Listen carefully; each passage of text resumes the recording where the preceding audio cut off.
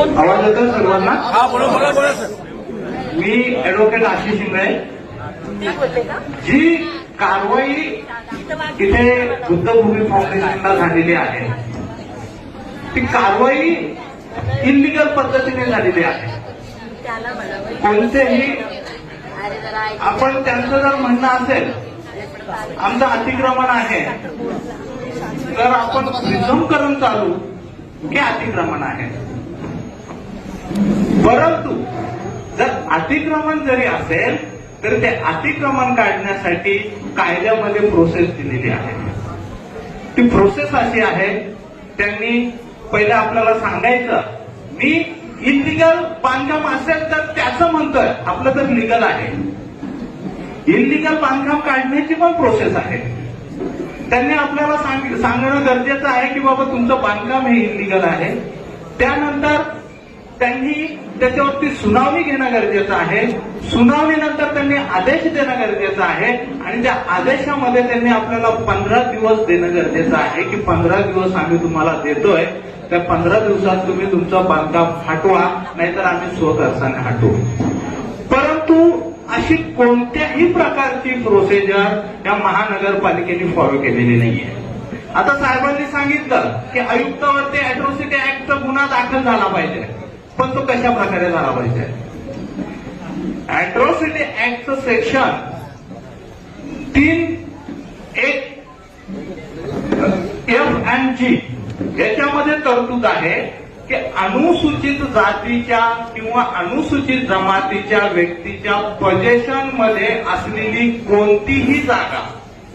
कोणतीही जागा या शब्दाचा अर्थ खूप महत्वाचा आहे. एनी लँड, मग ती तुमच्या मालकीची असो किंवा नसो, ती जागा तुम्ही डायरेक्ट जाऊन मोठ्या मोठ्या बंदुका घेऊन भंतेजींना बंदुकीच्या धाक दाखवून ती तुम्ही हस्तगत करू शकत नाही. त्यासाठी तुम्हाला कोर्टात जायचंय आणि कोर्टातून डिस्पोजेशनचा आदेश आणायचा आहे. परंतु अशी कोणतीही प्रोसिजर यांनी फॉलो केलेली नाहीये. त्यामुळे अनुसूचित जाती जमातीचा कलम 3(1) F&G नुसार हा गुन्हा आहे. त्यामुळे आयुक्तावरती गुन्हा दाखल झाला पाहिजे ही तर आपली मागणी आहे. परंतु आता काल परवा खासदार श्रीकांत शिंदे यांनी एक पत्र टाकलेलं आहे आणि त्याच्यामध्ये त्यांनी आयुक्ताला पत्र लिहिलंय की तू एसआयटी स्थापन कर. आता त्या एसआयटीचा लॉंग फॉर्मच आहे स्पेशल इन्व्हेस्टिगेशन टीम. आणि हे इन्व्हेस्टिगेशन आता कायद्यामध्ये प्रोव्हिजन आहे, इन्व्हेस्टिगेशन हे FIR दाखल झाल्यानंतरच सुरू होतं. FIR दाखल झाला आहे का? नाही. आणि एसआयटी स्थापन करण्याचा जो अधिकार आहे तो स्टेट गव्हर्नमेंटला आहे, आयुक्ताला नाही, केडीएमसीच्या. त्यानंतर हायकोर्टाला आहे, सुप्रीम कोर्टाला आहे. परंतु तो दिशाभूल काय करतोय श्रीकांत शिंदे? तो केडीएमसीच्या आयुक्ताला पत्र लिहितोय तू एसआयटी स्थापन कर. अरे तो आयुक्तच आमचा आरोपी आहे. कायद्यामध्ये अजून एक प्रोव्हिजन आहे की एखादा राजा जर आरोपी असेल तर तो राजा त्या प्रकरणामध्ये स्वतःची चौकशी करू शकत नाही, स्वतःचं इन्व्हेस्टिगेशन करू शकत नाही. अरे आयुक्त बाबा तू आमचा आरोपी आहे आणि तो श्रीकांत शिंदे तुला सांगतोय तू एसआयटी स्थापन कर, तू इन्व्हेस्टिगेशन कर. म्हणजे कशा प्रकारे ही आपली दिशाभूल केली जाते हे तुम्ही पहिले लक्षात घ्या. त्यानंतर भंतेजींनी जे पोझेशनचे मुद्दे मांडलेले आहेत त्यामध्ये एक राहून गेलं की आपल्याकडे कल्याण कोर्टाची ऑर्डर आहे, सिव्हिल कोर्टाची. त्यामध्ये सिव्हिल कोर्टाने एकदम ज्या माणसाला TDR दिलेला आहे केडीएमसीनी, बोगस माणसाला, तो बोगस माणूस कल्याण कोर्टात जातो आणि तो सांगतो मी ह्या जागेचा मालक आहे, भंतेजींना डिस्पोजेस करा. परंतु न्यायालयाने त्याच्यामध्ये निकाल दिलेला आहे की हा जो माणूस आहे हा स्वतःची मालकी सिद्ध करू शकलेला नाहीये आणि बुद्धिस्ट मॉन्क जे आहेत ते खूप वर्षापासून तिथे पोझिशन मध्ये आहेत, त्यामुळे त्यांना डिस्पोजेस करू शकत नाही. आणि अशा माणसाला केडीएमसीने TDR दिलेला आहे. हा भ्रष्टाचार आहे आणि तो आयुक्त पत्रकार परिषद घेऊन सांगतो की बाबा आम्ही TDR वाटलेला आहे आणि जागा आमच्या मालकीची आहे. म्हणजे आमची ही पण मागणी आहे की बाबा याच्यामध्ये पण गुन्हा दाखल झाला पाहिजे आणि TDRचा भ्रष्टाचार हा लोकांच्या समोर आला पाहिजे आणि SIT स्थापन झाली पाहिजे. परंतु तू SIT स्टेट गव्हर्नमेंट स्थापन केलेले आयुक्ताला अधिकार नाही, तो आपला आरोपी आहे. त्यामुळे आपलं हे जे आंदोलन आहे मित्रांनो, हे कोणत्या नुसतं बौद्धांचं आंदोलन नाहीये किंवा हे नुसतं बुद्धभूमीचं आंदोलन नाहीये. हे प्रकरण आता संपूर्ण भारत देशात सोशल मीडिया थ्रू पसरलेलं आहे. जर तुम्ही सोशल मीडिया पाहिला तर प्रत्येक 2 रीलच्या पाठीमागे एक रील बुद्धभूमी फाउंडेशनचा आहे. त्यामुळे ह्या आंदोलनाला खूप मोठी आता व्याप्ती प्राप्त झालेली आहे आणि हे आंदोलन आपल्याला चेतवत ठेवायचं आहे. जोपर्यंत आपल्या मागण्या पूर्ण होत नाहीत तोपर्यंत आपल्याला हे आंदोलन चेतवत ठेवायचं. हे जे आता इथे ब्रिज केलेलं आहे, भंतेजींची पहिल्या दिवसापासून मागणी होती की ह्या ब्रिजमुळे बुद्धभूमीचे 2 भाग होत आहेत, त्यामुळे हा ब्रिज तुम्ही इकडनं घ्या. ही जागा देखील बुद्धभूमीचीच आहे. लता मंगेशकर नावाची एक गायिका आहे, माहित असेल तुम्हा सगळ्यांना, होती सॉरी. तिच्या घराच्या समोरून एक ब्रिज जात होता आणि त्या ब्रिजमुळे तिला गाड्यांचा आवाज येईल, तिला हॉर्नचा आवाज येईल म्हणून तो ब्रिज 15 ते 20 किलोमीटर फिरवून घेतला त्यांनी एक व्यक्तीसाठी. परंतु इथे कमीत कमी 50% व्यक्तींच्या भावना जुडलेल्या आहेत. 2-4 दलाल सोडले तर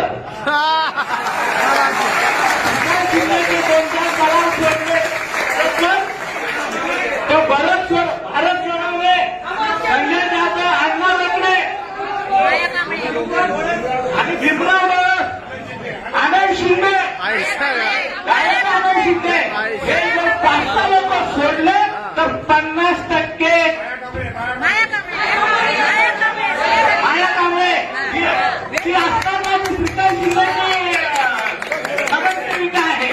त्यामुळे ती तिचं आद्य कर्तव्य आहे त्याची बाजू घेणं. बरोबर.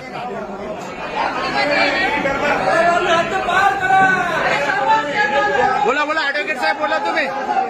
पत्रकार सोडवणे कोण आहेत ते पण आले होते, त्याच्याबद्दल माझ्याकडे अधिकृत माहिती नाहीये ते कधी आले होते, काय आले होते, परंतु यांनी सगळ्यांना माहिती आहे ते आले होते.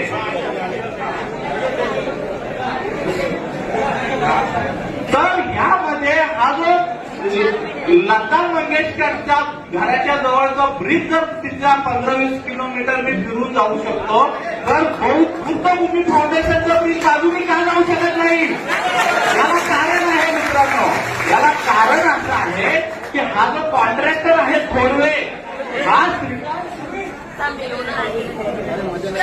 जो कॉन्ट्रॅक्टर आहे थोरवे नावाचा जो कॉन्ट्रॅक्टर आहे हा एकनाथ शिंदेच्या मुलीचा नवरा आहे, म्हणजे श्रीकांत शिंदेचा मुलगा आहे.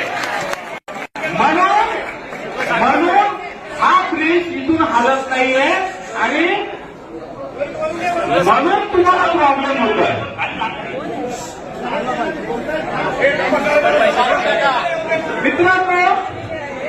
मित्रांनो मला एक सांगा, ह्या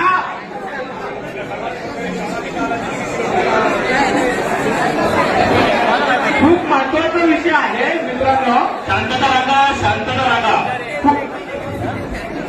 खूप महत्वाचा विषय असा आहे की या ठाणे जिल्ह्यामध्ये, या महाराष्ट्रामध्ये का कोणी दुसरा मोठा कॉन्ट्रॅक्टर भेटला नाही का?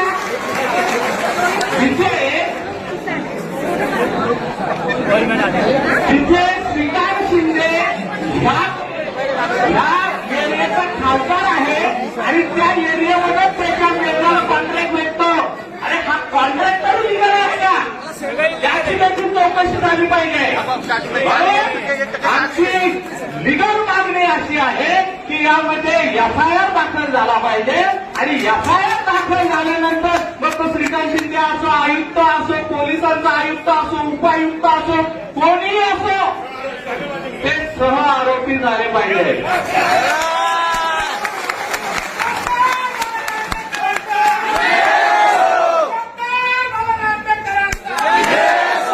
हे जे मी आज बोलत आहे हे पूर्ण कायदेशीर बाबीने बोलत आहे, हे जर खोटं असेल तर माझ्यावरती कारवाई झाली पाहिजे मित्रांनो. माझ्यावरती कारवाई झाली पाहिजे. त्या कारवाईला मी सामोरे जाईल. याची कोशिश मी समाजाला लागून देणार नाही. ही माझी जबाबदारी आहे. माझ्या तोंडातून जो शब्द निघालेला आहे त्या शब्दाची जबाबदारी मी पर्सनली घेतोय. त्यामुळे माझी तुम्हाला सर्वांना विनंती आहे की हे आंदोलन पुन्हा एकट्याचं नाहीये.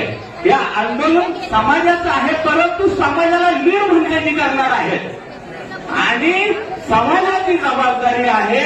तरी भंतेजी जसे बोलतील त्याप्रमाणे आपल्याला भंतेजींच्या मागे उभं राहणं गरजेचं आहे. या आंदोलनामध्ये शेवटचा जो निर्णय असेल तो भंतेजींचाच असेल. परंतु पुढची जी रूपरेषा आहे, भंतेजींनी सांगितलेली रूपरेषा मी पुन्हा एकदा रिपीट करतोय.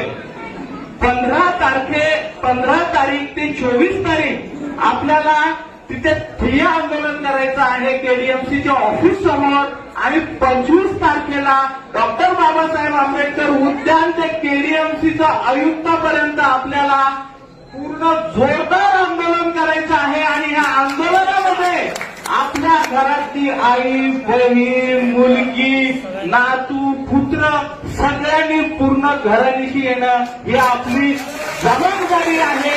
ही सर्वांनी लक्षात घ्यायची आहे. एवढं बोलून मी माझे 2 शब्द थांबवतो आणि भंतेजी